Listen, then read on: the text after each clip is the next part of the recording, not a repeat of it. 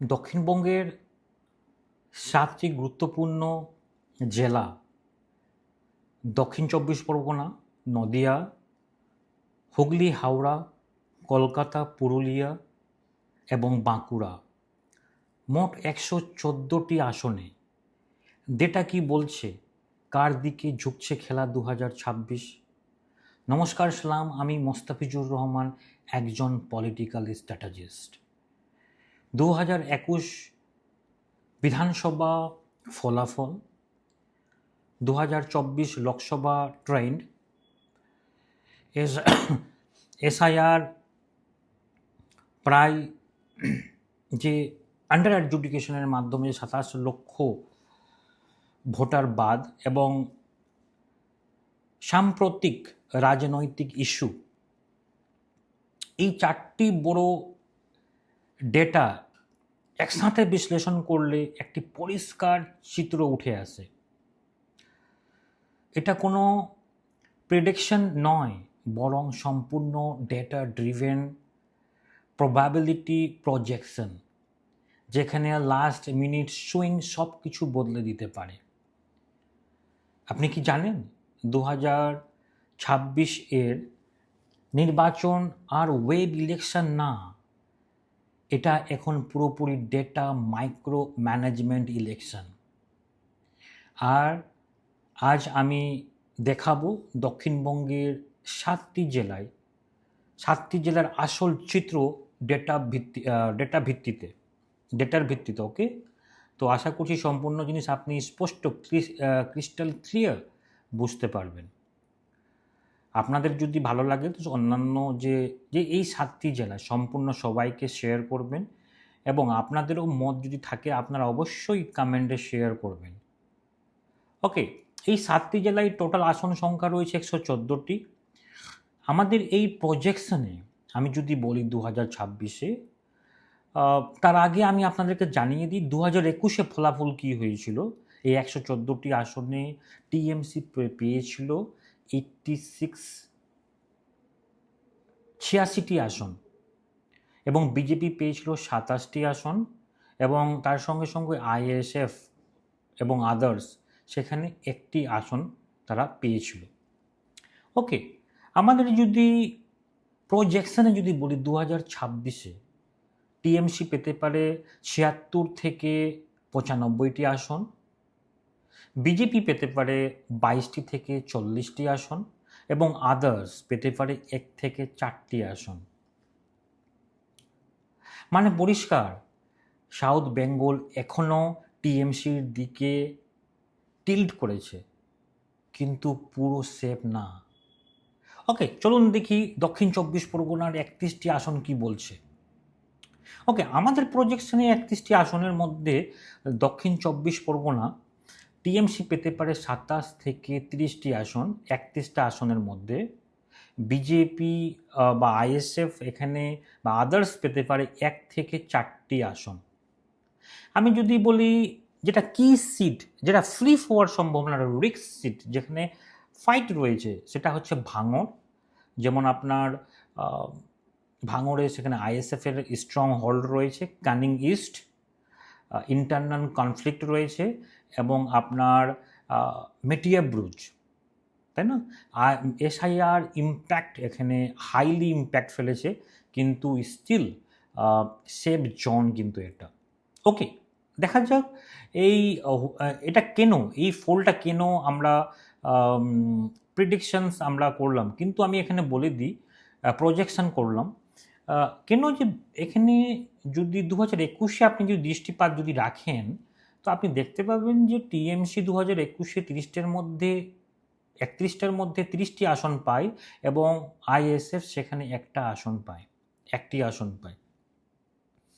তার সঙ্গে ২০২৪-এ এখানে সব লোকসভা সিট সেগমেন্টে এখানে কিন্তু হিউজ টিএমসির লিড ছিল কিন্তু এই ৩১টি আসনে দক্ষিণ চব্বিশ পরগনায়। সেই পরিপ্রেক্ষিতে এবং মাইনরিটি কনসিডারেশনস আমি যদি বলি, এবং লক্ষ্মী ভাণ্ডার, নারী ভোটের সলিড একটা প্লাস পয়েন্ট রয়েছে টিএমসির দিকে। আমি যদি কম্বো যদি বলি, এখানে এসআইআর ইম্প্যাক্ট কিন্তু ফেলেছে, কিন্তু মাইনরিটি প্লাস উমেন, যে এখানে যদি বলি এসআইআরকে কীভাবে ইম্প্যাক্ট ফেলেছে মাইনরিটি ভোট এবং উমেন ভোট ডিলিশনস, এটা কিন্তু বেশ ইম্প্যাক্ট কিন্তু ফেলতে পারে। কিন্তু এই জেলা 31টি আসন টিএমসি এখনও, এটা কিন্তু টিএমসির দুর্গ, কিন্তু এখানে কিন্তু কেলা যেটাকে বলে আমরা, ফোর্ট্রেস যেটাকে বলি আমরা, দুর্গ, এটা কিন্তু টিএমসির একটা দুর্গ বা কেলা যদি আমি যদি বলি, সেটা বললে কম না কিন্তু। ওকে, চলেন দেখি নদিয়াতে 17টি আসনে কে কোথায় এগিয়ে, আমাদের প্রজেকশানে কে কতটা এগিয়ে। আমি যদি বলি টিএমসি এখানে পেতে পারে 8টা থেকে 10টা এবং বিজেপি পেতে পারে নদিয়াতে 7টা থেকে 9টি আসন। ওকে, চলুন এখানে 4টি আসন ব্যাটেল গ্রাউন্ড রয়েছে, কিন্তু এই 4টি আসনটা আপনার রয়েছে রানাঘাট বেল্ট এবং কৃষ্ণগঞ্জ, তারপরে কল্যাণী এবং চাকদা। এই 4টি আসন বিশেষ করে ব্যাটল গ্রাউন্ড রয়েছে, ফ্লিপ হতে পারে। এখানে কেন আমি বলছি, 2021-এ এখানে টিএমসি 8টি আসন জয়ী করে নদিয়াতে, এটা কিন্তু স্ট্রং হোল্ড, কিন্তু আমি যদি বলি বিজেপি এই নদিয়া, এবং বিজেপি সেখানে পেয়েছিল 9টি আসন 2021-এ, অলমোস্ট পুরোটা স্প্লিট। 2021-এ আমি যদি বলি এখানে ক্লিয়ার পোলারাইজেশন, লোকসভা ইলেকশন 2024-এও কিন্তু দেখা গিয়েছিল। এখানে মাতুয়া ভোট, এখানে কিন্তু আপনার নদিয়ার মাতুয়া ভোটস এখানে কিন্তু বিজেপির পুরোপুরি ব্যাকবোন, কিন্তু এসআইআর এখানে কিন্তু নেগেটিভ ইম্প্যাক্ট বিজেপির দিকে, রিস্ক রয়েছে। এসআইআর হেভি মাতুয়া ভোটকে ডিলিট করাতে এখানে বিজেপির জন্য রিস্ক ফ্যাক্টর রয়েছে নদিয়াতে। তো দেখা যাক রেজাল্টে কি হয়, আমাদের প্রজেকশন আমরা আপনাদেরকে জানালাম। ওকে, নেক্সট আমরা দেখি হুগলিতে 18টি আসনে কে কোথায় এগিয়ে। আমরা যদি আমাদের প্রজেকশনে টিএমসি 18টি আসনের মধ্যে 12টি থেকে 14টি আসন পেতে পারে এবং বিজেপি সেখানে 4টি থেকে 6টি আসন পেতে পারে, এবং এখানকার 4টি আসন রয়েছে ব্যাটল গ্রাউন্ড, ফ্লিপ হতে পারে। যেমন আমি যদি বলি আরামবাগ বেল্ট, তারপরে আপনার পরশুরা, তারপরে আপনার খানাকুল, চতুর্থ রয়েছে আপনার গোঘাট। এই 4টি বিধানসভা এখানে ব্যাটল গ্রাউন্ড রয়েছে, ফ্লিপ হতে পারে। আমি কেন বলছি এটা, আমি 2021-এ আপনি যদি দেখুন, টিএমসি এখানে 14টি আসন পায় এবং বিজেপি সেখানে 4টি আসন পায় 2021-এ, এবং তারপরে যে 4টি আসন পাওয়ার পরে কিন্তু 2024-এ যদি দেখেন টিএমসি কিন্তু কামব্যাক করে। এখানে টিএমসি কিন্তু 2024 লোকসভাতে কিন্তু ভালো রেজাল্ট করে। ওকে, এখানে আমি যদি বলি এখানে এবং আরও কিছু ইন্ডাস্ট্রিয়াল ডিস্ট্রেস, তারপরে আপনার এখানে যে স্ট্রং যে উমেন ভোটস এবং রুরাল স্কিম হোল্ড গ্রাউন্ডের জন্য এখানে বিজেপি অ্যাডভান্টেজ কিছুটা পেতে পারে, টিএমসি পেতে পারে কিছুটা অ্যাডভান্টেজ। ওকে, চলুন দেখি রেজাল্টে বোঝা যাবে হুগলিতে কার কতটি আসন আসছে। আশা করছি আমাদের এই বিশ্লেষণ আশা করছি আপনি বুঝতে পারছেন। আপনাদের যদি কোনো মত যদি থাকে তো অবশ্যই কমেন্টে আপনাদেরও দৃষ্টিকোণ আপনারা দিতে পারেন। আমাদের যে প্রজেকশন কী জন্য দেওয়া হচ্ছে সেটা কিন্তু আমরা বলছি আপনাকে। ওকে, চলেন হাওড়াতে 16টি আসন রয়েছে।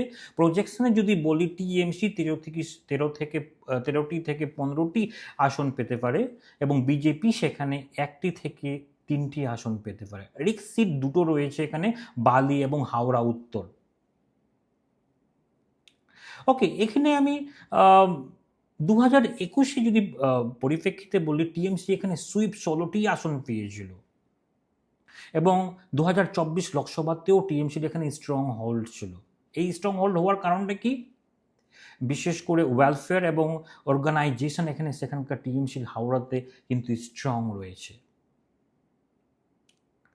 তো দেখা যাক রেজাল্টে কি দেখা দিচ্ছে। আমি যেটা বললাম, দুটো সিট যেটা রয়েছে বালি এবং হাওড়া উত্তর, এই দুটো সিটে ফাইট রয়েছে।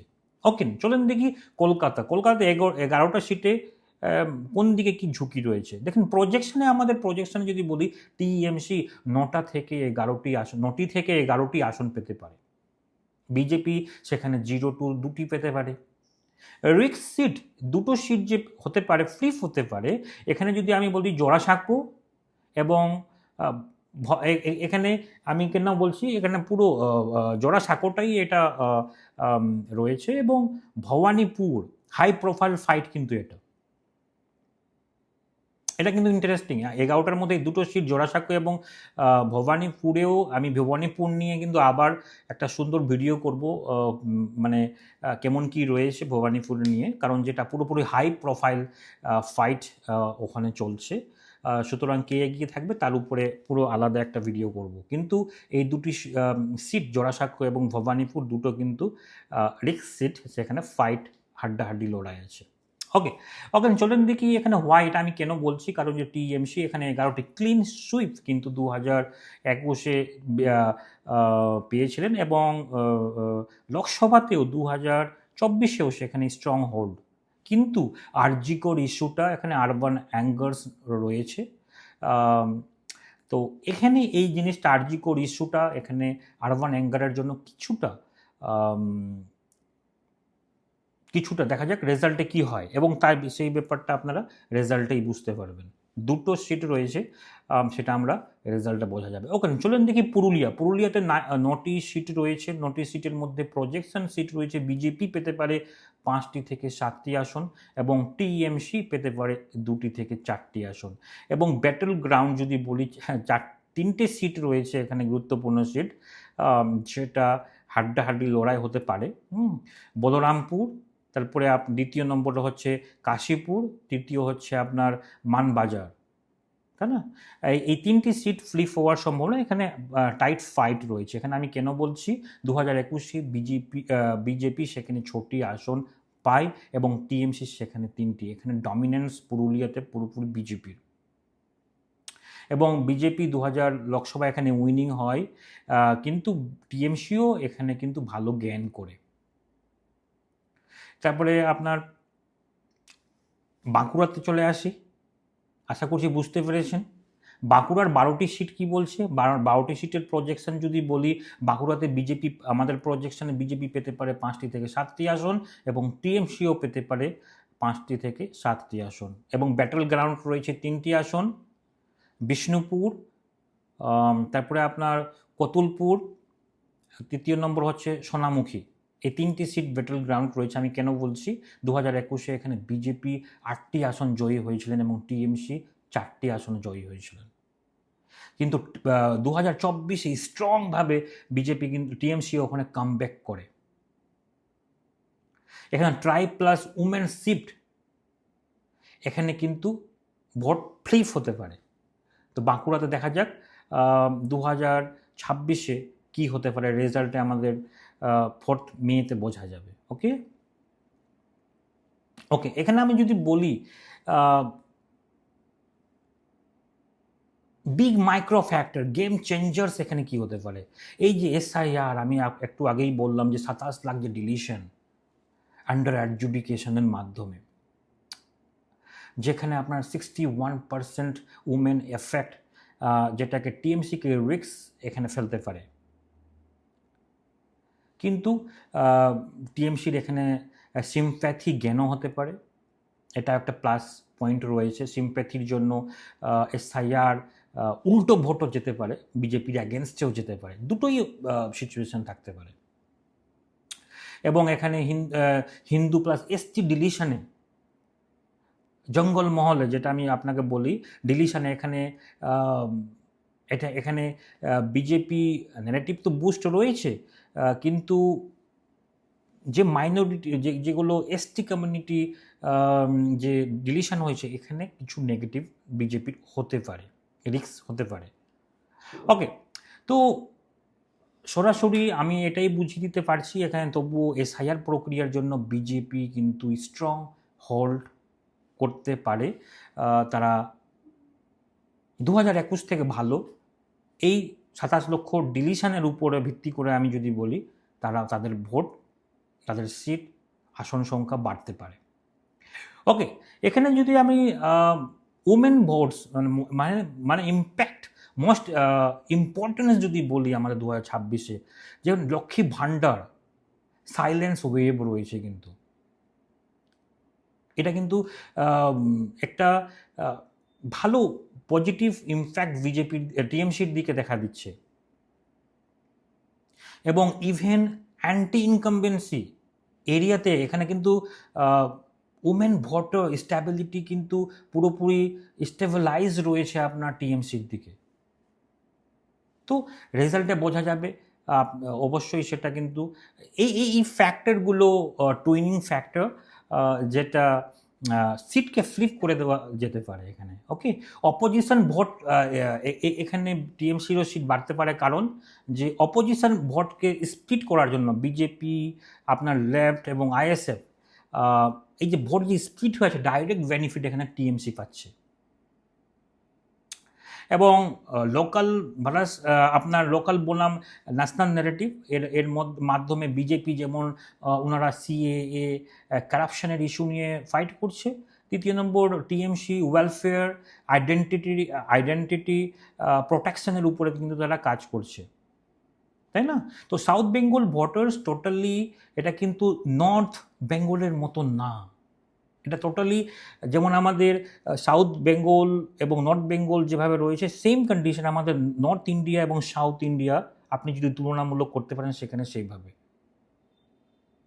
কারণ যে সাউথ বেঙ্গলে এখানে এডুকেটেড, এখানে ধার্মিক ভেদভাবের উপরে, ধার্মিক নেগেটিভের উপর তারা কিন্তু ভোট দেয় না। ওকে, শেষে আমি যদি বলি টিএমসি আবার 114টি আসনের মধ্যে টিএমসি পেতে পারে। আমাদের প্রজেকশন যেটা বলেছিলাম 76 থেকে 95টি আসন পেতে পারে, বিজেপি সেখানে পেতে পারে 22টি থেকে 40টি, এবং আদার্স 1 থেকে 4টি আসন। আপনাদেরকে আমাদের এই বিশ্লেষণের, আমাদের এই প্রজেকশনস কেমন লাগলো 8টি আসনের উপর, 8টি ডিস্ট্রিক্টের উপরে? আপনাদের যদি ভালো লাগে আপনারা অবশ্যই সবাইকে শেয়ার করবেন, এবং আপনাদেরও মত, পজিটিভ মত আপনারা কিন্তু কমেন্টে জানান। ওকে, আজকে এতটুকুই। নমস্কার।